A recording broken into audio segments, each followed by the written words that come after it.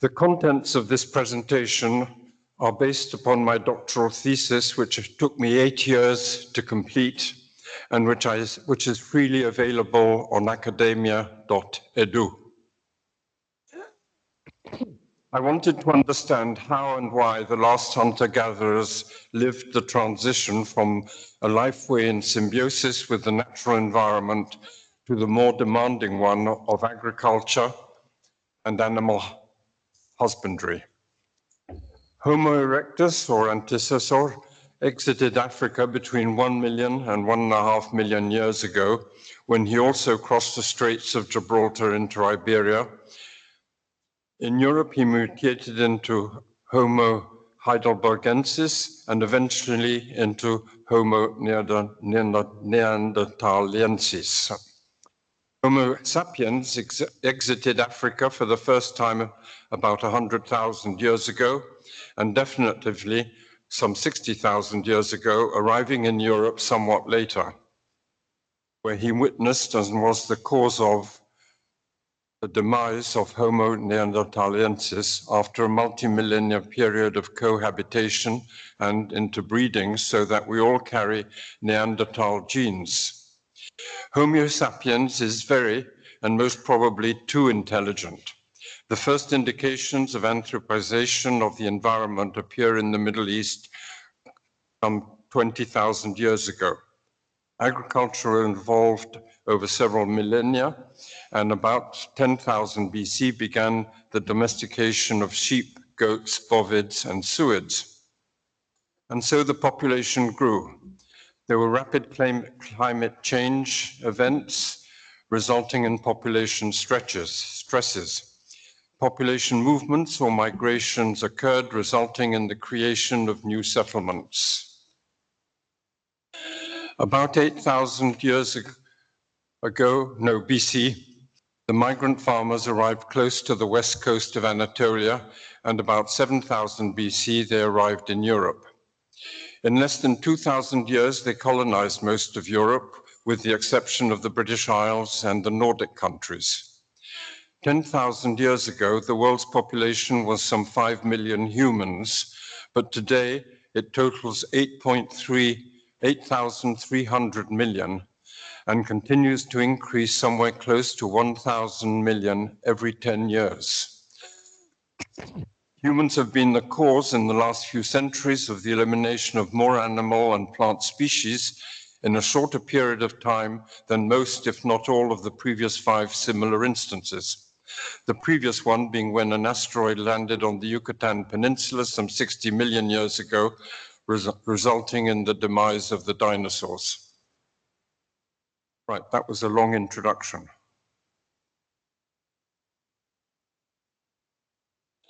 The geography of the area covered has been divided into 24 regions. Initially, there were fewer, but as the study evolved, I realized that there were peripheral regions that were important for the good comprehension of the transitions, whilst remaining within the Mediterranean cardio-impressa pottery culture on the north shore of the Mediterranean.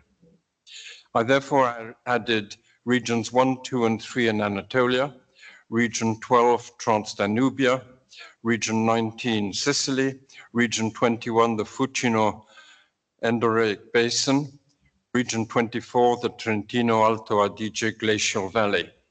These additions extended the duration of the study, but it became more complete. In any case, I was not rushed.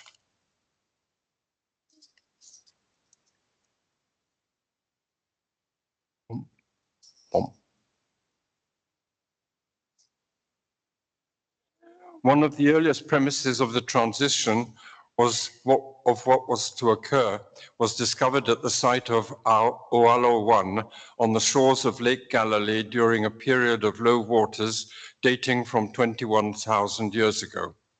The inhabitants of the encampment or settlement collected wild cereals and used a grinding stone to prepare these for consumption. This eventually led to agriculture. Some 10,000 years later, we see the first settlements with permanent stone buildings. In the Göbekli Tepe culture in central Anatolia, the construction of stone temples suggests a populous, stratified, and possibly partially sedentary population.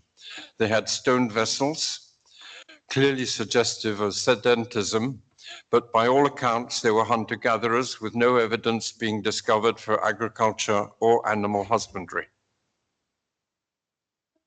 So, what are the principal differences between Mesolithic and Neolithic people?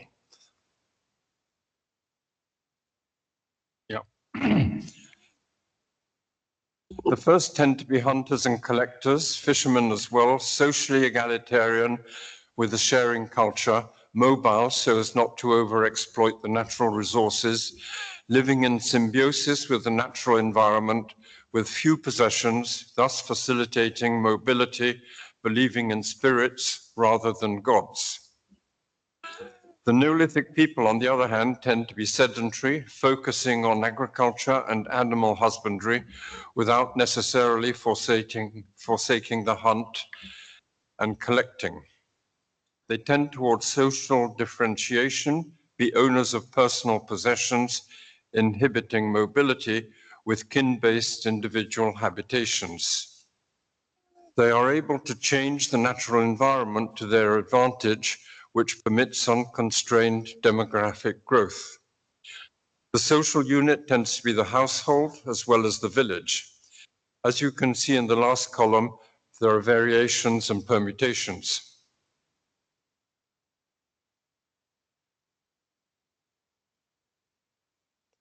With the Neolithic, there is a shift from belief in spirits towards belief in gods, with a stratified social structure in which the three pillars of power are concentrated in the elite. That is, control of the surpluses, physical control over labor, control over the intercession with the gods, who by some magic support the ambitions of the elite.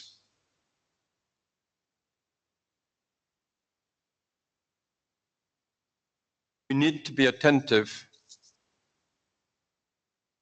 The Neolithization process in the formative areas of the Near East occurred in several ways at different places over several millennia.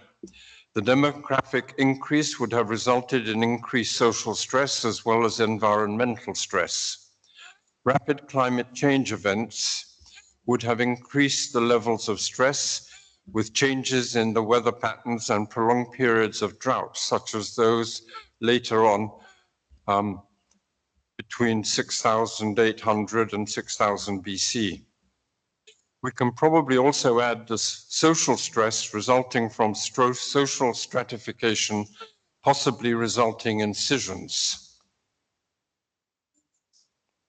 Some of the consequences would have been colonizers migrated by land and sea to establish new settlements beginning around 10,000 BC. It was probably the underprivileged who began to migrate in search of a better life, arriving in continental Europe about 7,000 BC, with an acceleration after 6,600.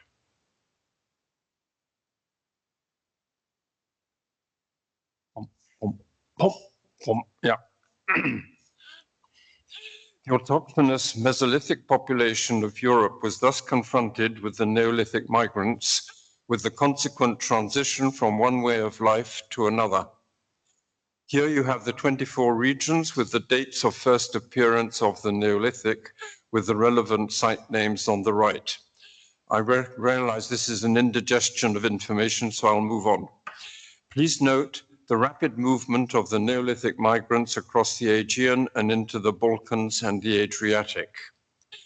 The early date at Uzzo Cave on the island of Sicily of 6,700 BC relates to pottery, possibly from the North African, from a North African provenance.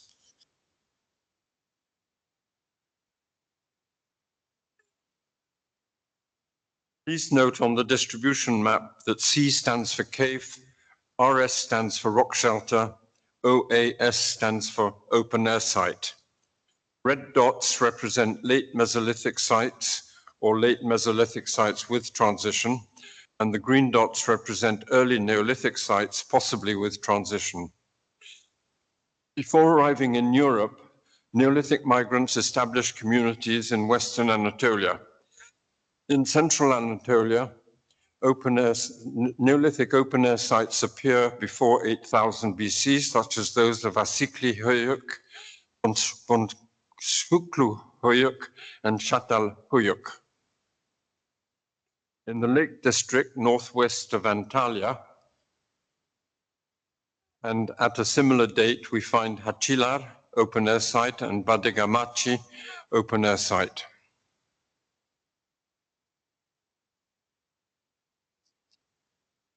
In the Eastern Aegean, on the eastern shore, Uluchak, Huyuk, open-air site, and an early Neolithic site is an early Neolithic site dated 6900 BC.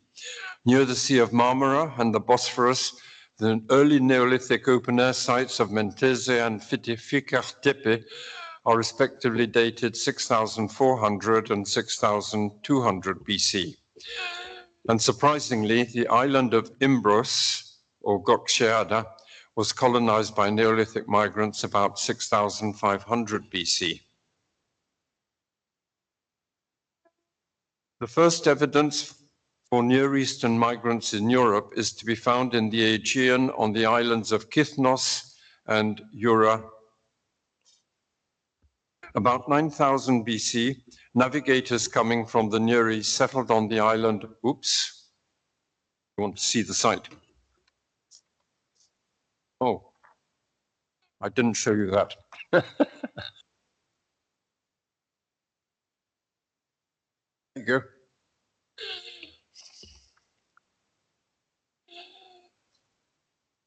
About 9000 BC, navigators coming from the Near East settled on the island of Kythnos, south of Cape Sumyon in Greece.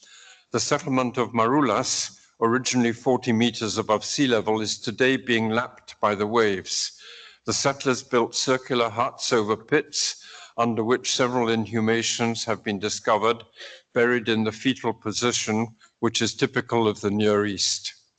They fished and obtained obsidian from the island of Melos.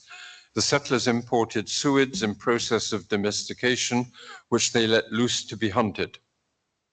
It is possible that they transported the obsidian found at Franchti Cave, which we will come to later. The site was abandoned about 6000 BC.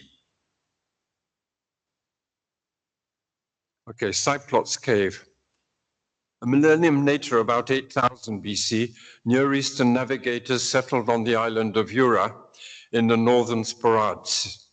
They used the only damp cave on the island, imported suids, which they let loose, but since these did not fructify, they opted for goats, which are still to be found there. The settlers were fishermen, and there is no evidence for agriculture, although the site continued to be used during the Neolithic.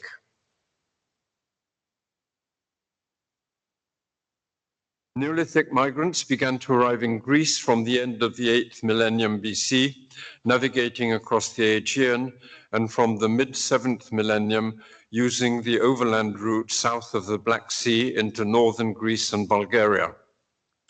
The Neolithic migrants, excuse me a second. Yeah.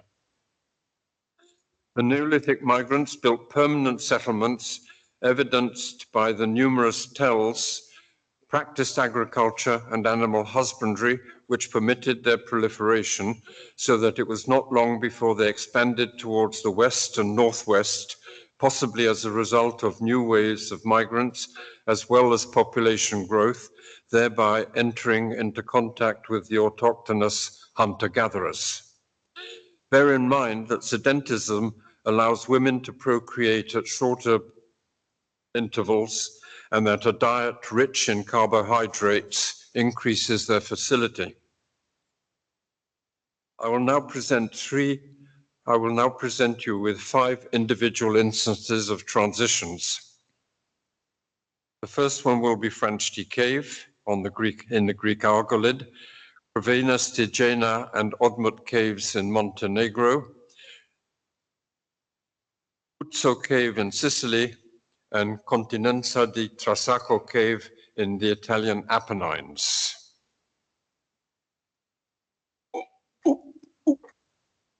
Franchi cave was occupied since the Paleolithic. The now bay was a coastal plain with the shoreline several kilometers distant. In the early Holocene, Melian obsidian appeared is evidence that was brought in by navigators, whether by occupants or other navigators, such as those from the island of Kithnos. The imported pottery appears about 6,800 BC. The transition to farming and animal husbandry lasted several centuries, and so far as the excavations can ascertain, it was the autochthonous occupants who eventually became Neolithic, although we're not excluding partner exchanges. The cave continued in use during the Neolithic, but an outdoor settlement was built on the Paralia, which is the shore, which is now underwater.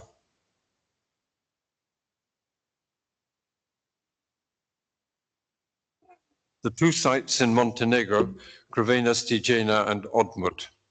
Crvena Stijena cave, known as Red Rock Cave, in reality more of a rock shelter, has been occupied for over 200,000 years. It sits near the top of a steep canyon in Montenegro, with Bosnia and Herzegovina on the far side, some 15 to 20 kilometers from the Adriatic Sea. The surrounding terrain is unsuitable for agriculture.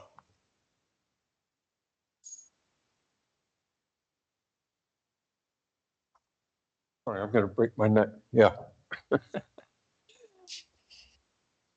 The lower photograph looks down into the 20 meters of excavation stratigraphy, but being alone, I didn't venture down.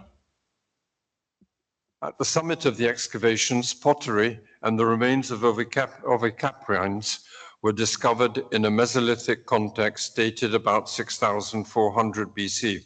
Does everyone understand what the term ovicaprine is? Yeah, we can't differentiate between whether it's a sheep or a goat. So in archaeology, you talk about ovicaprines very often. So remains of ovicaprines were discovered in a Mesolithic context dated about 6,400 BC, and the site appears to have been abandoned shortly afterwards. Odmut Cave in northern Montenegro is about 100 kilometers from the Adriatic over the water divide. It now lies below the waters of the River Piva Dam reservoir, and I believe that that dam is the tallest dam in Europe. The headwaters of the River Piva are on the Adriatic side of the Dinaric Alps, which they traverse to end up in the Danube on the eastern side. Sarajevo pottery from the east of the Dinaric Alps was found in Mesolithic levels dated about 5,900 BC, and Adriatic impressaware in levels dated some 200 years later. The occupants later acquired ovicaprines, which I call game in the pen, without ever practicing agriculture. Again, the terrain does not lend itself easily to agriculture. Before vacating the site about 5,000 BC, after some 900 years of first contact with the Neolithic. Now, when talking about a Mesolithic site where there are a few domesticated animals, I tend to refer to them as game in the pen, because it's much easier to look after animals, domestic animals, than it is to practice agriculture. And again, you find sites which are Mesolithic, where they have acquired a few domestic animals before disappearing or maybe eventually becoming Neolithic. But if there are only a few animals, it's because it's easy to look after domestic animals, and it ensures that if they're unsuccessful in the hunt, they've got some animal protein in the larder, if you want.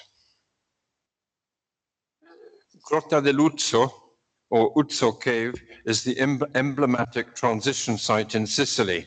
It was occupied since about 10,000 BC. The appearance of coarse pottery in a level dated 6,700 BC is best explained by a North African Capsian culture provenance. About 6,200 BC, pre-Centinello impressor pottery, typical of the Calabrian and Sicilian early Neolithic, appears in a Mesolithic context. Domestic fauna appears in 5,700 BC in small but ever-increasing volumes. And as you can see from the graphs of the two excavation pits,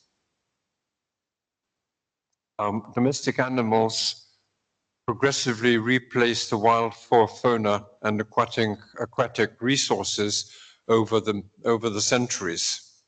The cave was abandoned as a residential site about 5,500 BC, after which it was used as a corral.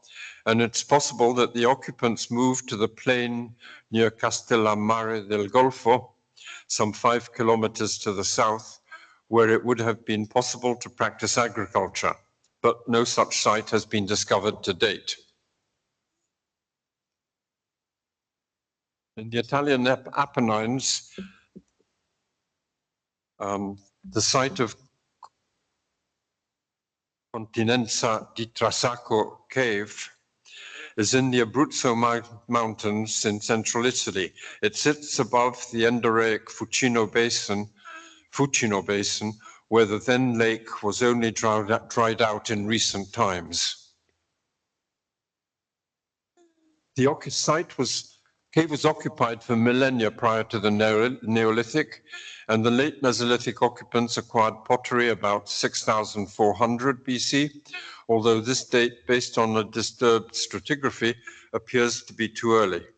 By 6,120 BC, the transition is clearly underway and ends about 5,500 BC, when the occupants vacate the site to possibly settle in the open air with other Neolithic open-air sites after a transition which lasted about 550 years.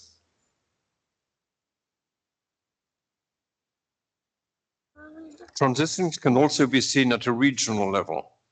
We'll look at 3 examples: the Iron Gate Gorges on the Danube between Serbia and Romania, the northern Transdanubia in the northern Balkans, and the Trentino-Adige glacial valley north of the Po Valley. The Iron Gate Gorges are some 100 kilometers long. I guess you want to see it. Yeah.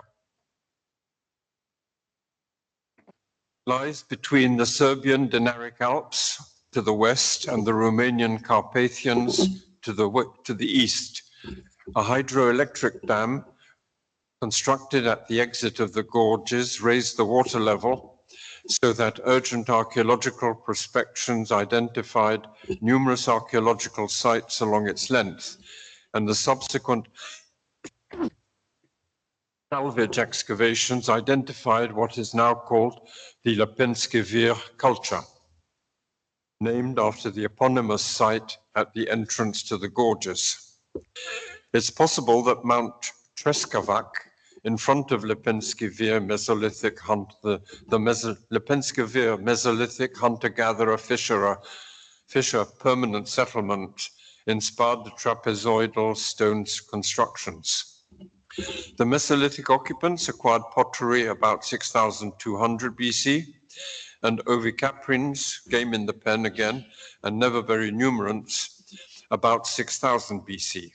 A little later, inhumations of mostly females in the fetal position, which is typical of the Neolithic, and ADN proved them to be so, and a diet poor in aquatic resources also confirmed their external origin, likely arrived as partner exchanges with Neolithic settlers in the vicinity. Given the density of the autochthonous population in the gorges, the Neolithic migrants never sought to occupy these. The steep terrain was in any case not propitious for agriculture. The sites were partially abandoned during the cold 6200 BC event, then reoccupied and definitely abandoned around 5500 BC, possibly to go elsewhere. The Lepenska-Vir Mesolithic cultured people never became fully acculturated, maintaining their traditional life ways, whilst accepting those Neolithic attributes, including womenfolk, it would seem, which they found attractive during about 700 years. Transdanubia, north of Lake Balaton in southern Turkey, is where the numerous local Mesolithic population met the arriving Neolithic peoples of the Starchevo culture about 5700 BC. They appear to have merged amicably, possibly helped by the fact that the Mesolithic populations of the region had already begun to control nature through the use of fire to favor the growth of hazelnuts, and by the exchange of radiolarite, which they extracted in the Baconi Mountains over a distance of several hundreds of kilometers. Thus, between 5700 and 5400 BC was created the formative linear pottery culture, LBK in Germany, rubané in French. Cultura Neolítico a bandas in Spanish. In Portuguese, I've no idea.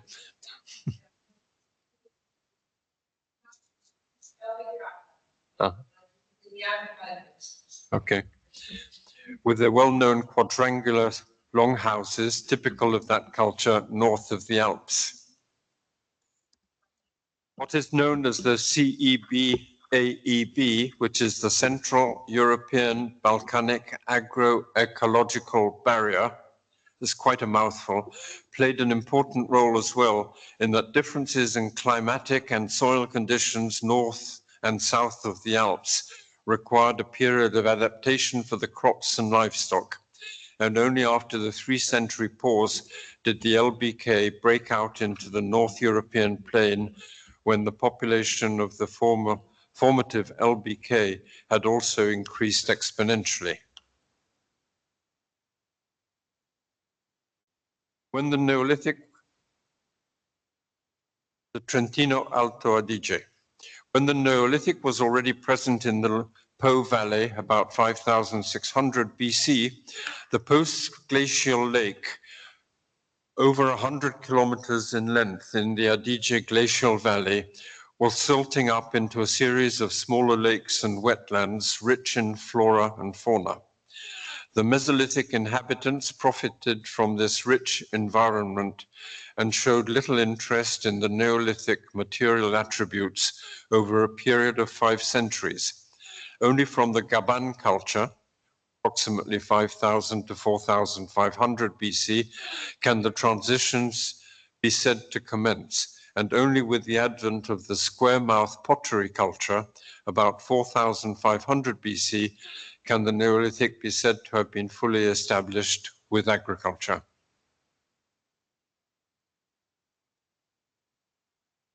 So, summary of dates. Yeah. The first Neolithic settler arrived in continental Europe about 6700 BC, and the Neolithization of the most westerly point of this study, the Adige Valley, was completed about 4500 BC. Some 2,200 years is either a rapid or slow dissemination depending upon the criteria you use. Transitions were very diverse, but such is humanity, and it is wrong to talk in binary terms, Mesolithic, Neolithic, without taking into consideration the durations and complexities of each instance of transition. The transitions were never an event, they were a process, or a series of processes, processes, and each one was different from the others. So we come to some conclusions. It's difficult to see the integration of hunter-gatherers into Neolithic settlements. Lithic technologies and the percentage of hunted species are poor markers. ADN and funerary practices are much better, but very often there's a shortage of funerary burials at the sites. Genetics demonstrates quite clearly the integration of Mesolithic peoples into the Neolithic way of life in a cline from the southeast to the west to the northwest of Europe. The Neolithic migrants advanced at different speeds across the whole of Europe. It's clear that in the Mediterranean basin, navigation played an important role.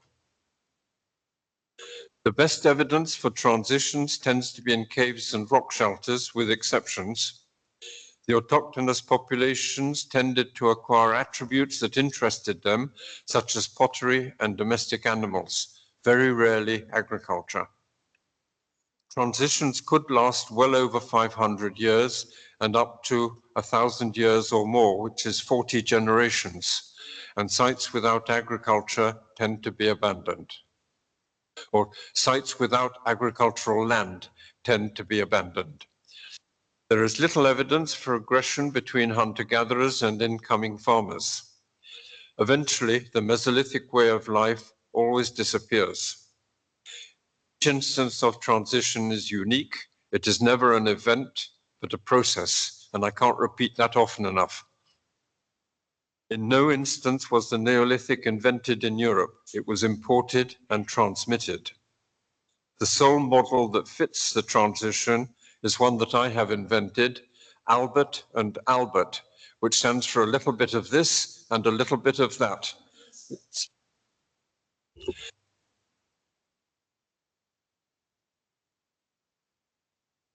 Final words. You can state that Neolithic migrants arrived in a given region at a given date, but to understand human behavior as well as history, you have to go much further.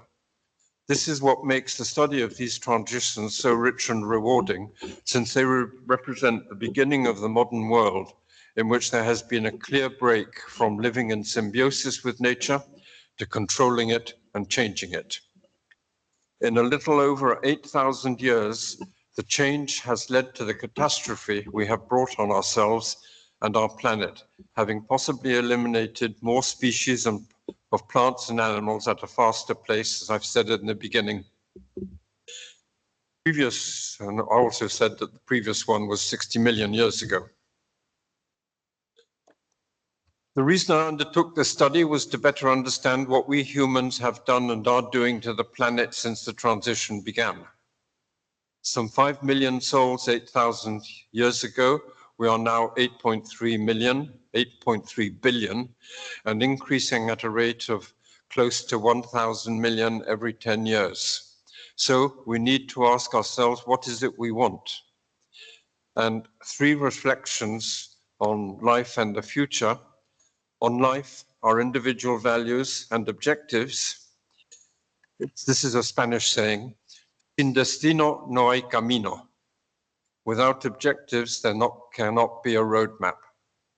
And for a smile, something I found on a paper napkin in a bar, sin mí no soy nada, which translates, without myself, I'm nothing. And the last one will come at the end of the second half. Okay, thanks for the opportunity to make this half of the presentation, and now for the Iberian Peninsula.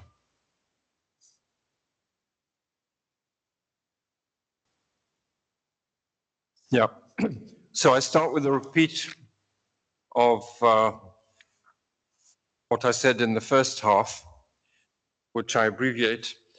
Why the interest? Because humanity stopped living in symbiosis with nature 9,000 years ago.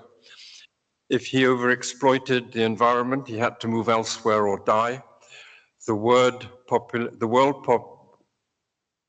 the world population was plus or minus stable at a few millions, about 5 million, and with agropastoralism, mankind controlled and changed the environment, so there were no more constraints on population growth.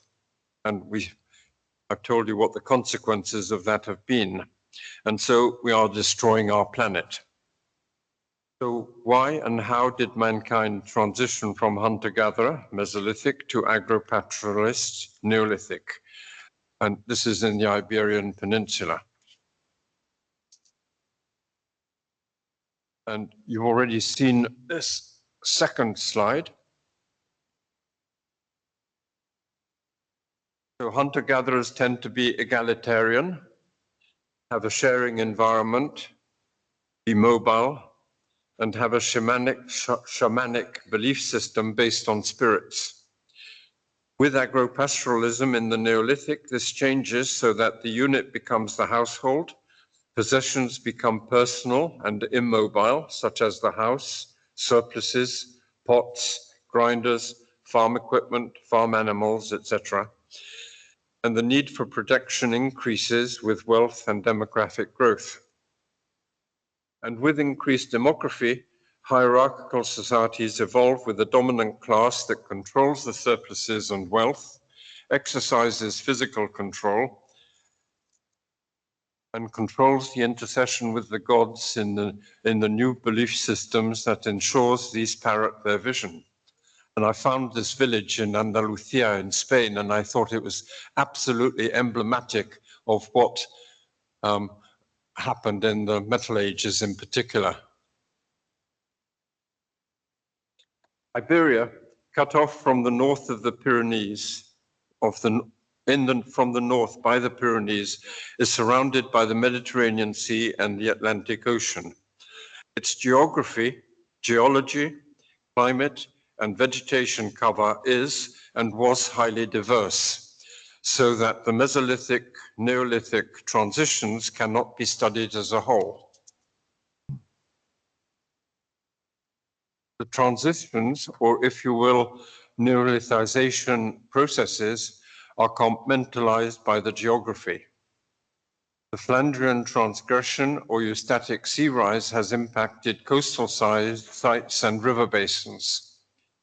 Sedimentation has hidden many open-air sites.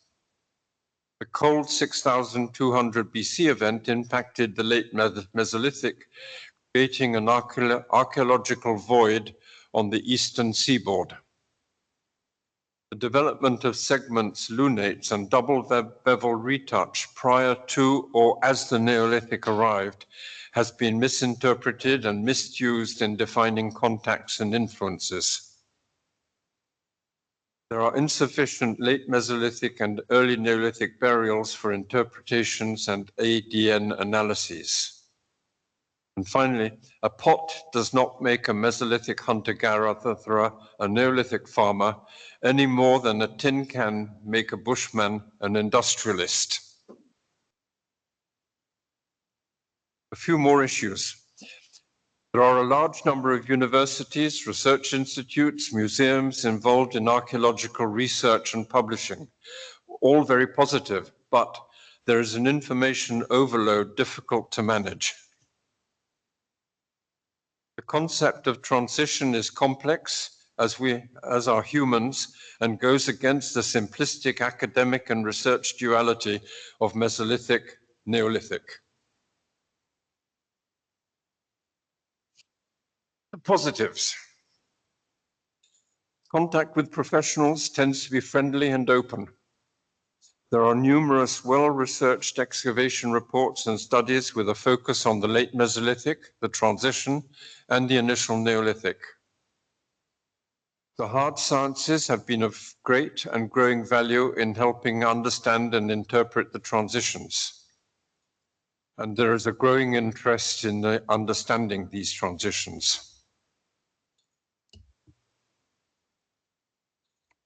The Iberian Peninsula has been divided into 7 distinct regions based primarily on the geography. Region 1, the Levantine Mediterranean coast south of the Pyrenees to the south of Cabo de la Nao, and I've split this into 3 subregions. Region 2, the Alboran Sea plus the South Atlantic to the River Guadiana, and south of the Sierra Morena, with 2 distinct areas east and west of Gibraltar. Portugal, south of Lisbon and a little way up the left bank of the River Tagus. The northern Portugal and a slice of Galicia subdivided into 2 areas by the River Mondego. The River Ebro Basin and the Pyrenees, Region 5. Region 6, the north coast, north of the Cantabrian Mountains, and most of Galicia, subdivided into 3 distinct areas, and the center of the peninsula. You can see from the red median carbon dates available the almost simultaneity between the Mediterranean and Atlantic coast for the arrival of Anatolian Neolithic farmers, who arrived by navigating round the coast from Liguria, bearing impressed ware. Within a couple of centuries, the new waves of migrants bore cardial ware, developed in the south of France. Caution, the dates are only an approximation of the reality. They can be 100 years backwards and forwards because radiocarbon dating is very often on charcoal and is very difficult to calibrate correctly. The Mediterranean, next one, Region 1.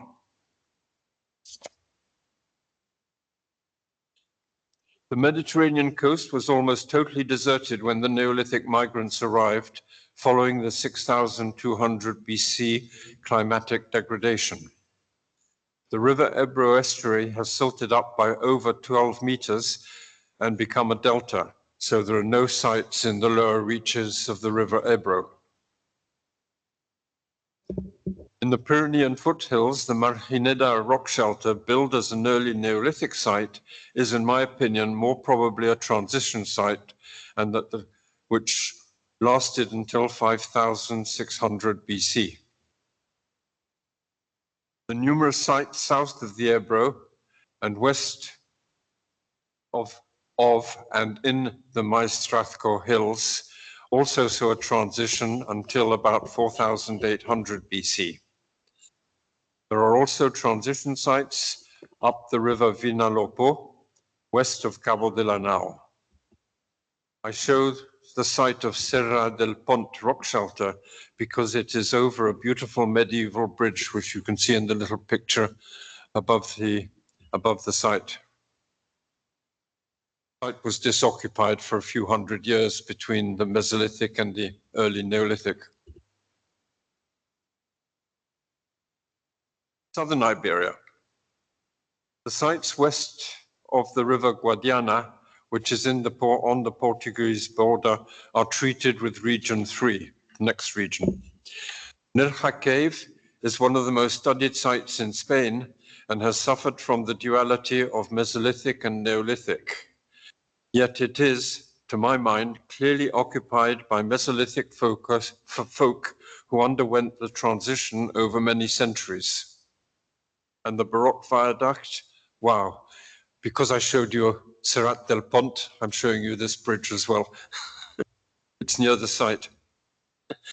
El Ratamar was occupied by Mesolithic folk who acquired Neolithic attributes over 400 years before moving on.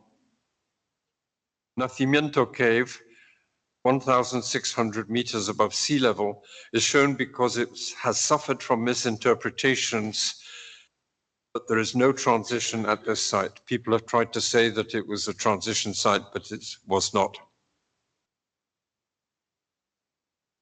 Now we come to your country, the South Atlantic region tree. I've tried to avoid using country names in the presentation and in what I've written. Neolithic sites from 5,600 to 5,500 BC established almost exclusively where there was a low Mesolithic population. excluding possibly the region of Sines. The rivers Muge and Sado Mesolithic sites resisted neolization for 500 to 600 years with no or little interaction with Neolithic migrants, then depart when the eustatic sea rise slowed and sedimentation eliminated their brackish waters aquatic resources. Some from the Sado sites, some possibly moved to the Sado estuary and maintained Mesolithic traditions for another millennium. Numerous instances of contacts and slow acculturation in this region.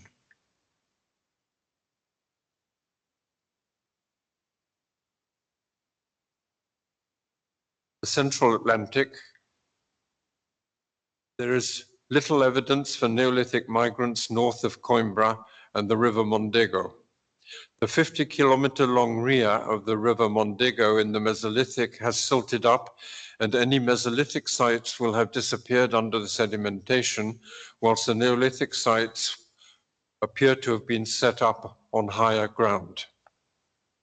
Brazzo, open-air site, with a transition possibly lasting approximately 1,000 years or more, was episodically occupied by Mesolithic groups, suggesting that the transition of the mobile hunter-gatherer groups in this mountainous part of the region, with a continental climate and an acidic granitic soil, maintained their traditional tribal lifeways during long transitions, but how long will probably never be known.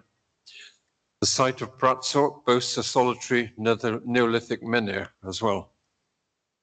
South of the River Mondego, there are several sites evidencing this transition. I'm sorry, but in a presentation, it's impossible to home in on all the possible sites, but Portugal is very rich in transition sites.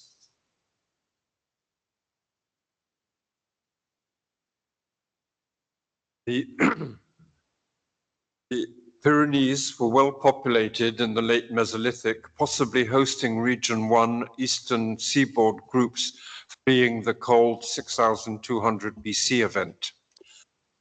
The Ebro Basin was approximately 15 meters, has approximately 15 meters of post-Mesolithic sediments, so that there are no valley floor sites discovered to date. The Ebro Valley was a natural route to the interior from the Mediterranean. Chaves Cave was possibly established ex novo by Neolithic migrants via an over the Pyrenees route and down the River Segre. The owner of the site, pissed off by the presence of archaeologists, emptied the site with a mechanical digger, for which he paid with a 2-year prison sentence. There are over a dozen sites where the autochthonous Mesolithic occupants went through a long period of transition after first contact. And examples of these are Focas 2 rock shelter, over 1,000 years, Padre Arezzo rock shelter, over 1,000 years, El Esplugon, over 500 years.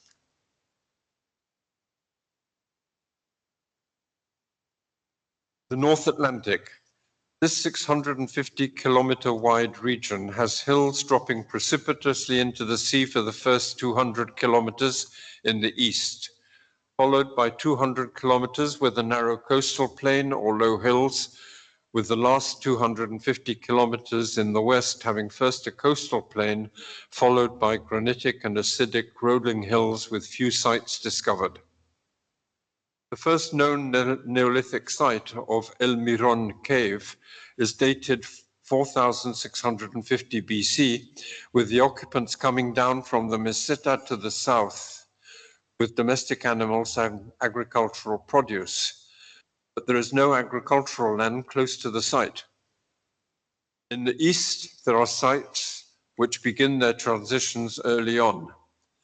Pobedera Cave, with a transition lasting over 1,000 years, Lumenska Cave, with the transition lasting also over 1,000 years. The center was densely populated by the Asturian Mesolithic with over 300 sites attested.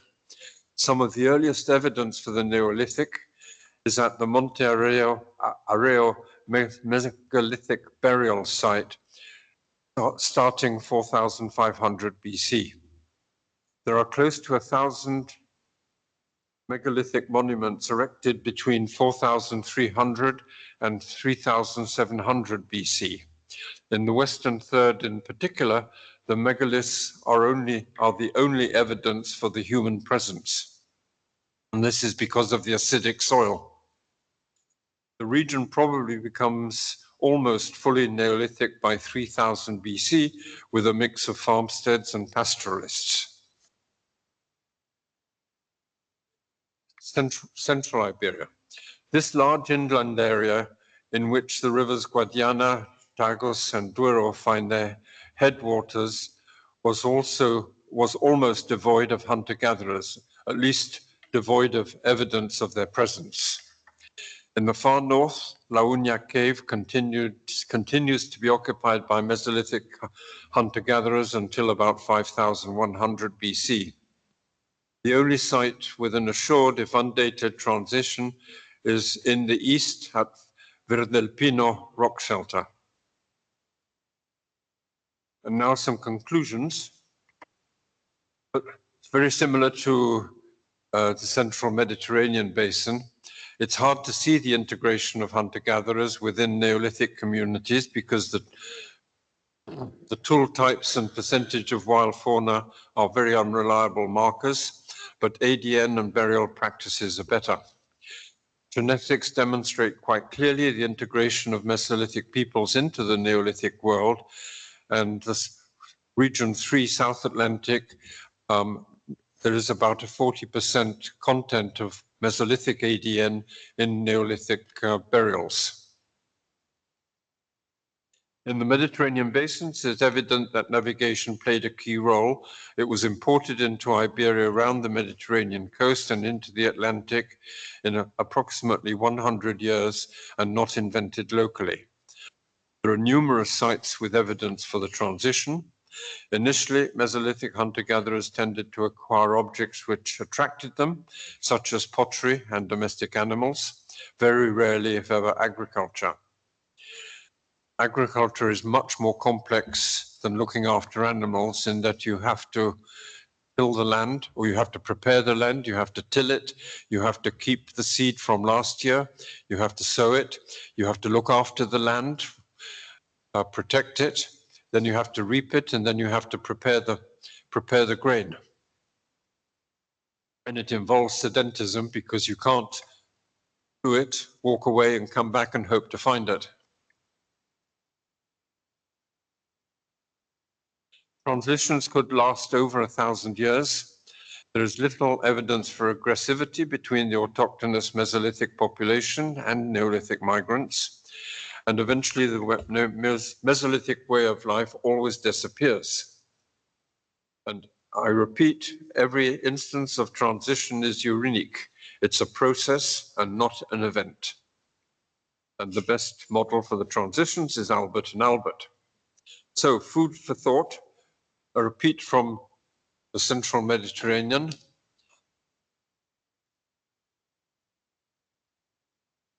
Yes, you can state that the Neolithic migrants arrived in a given region at a given date, but to understand human behavior, I can't stress this enough, as well as historical events, you need to dig much deeper.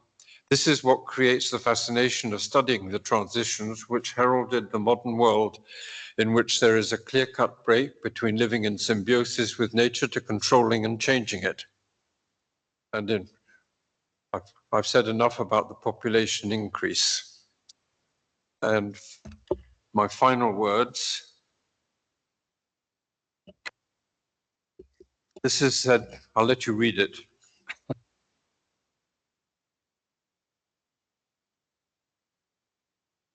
And thank you all for listening.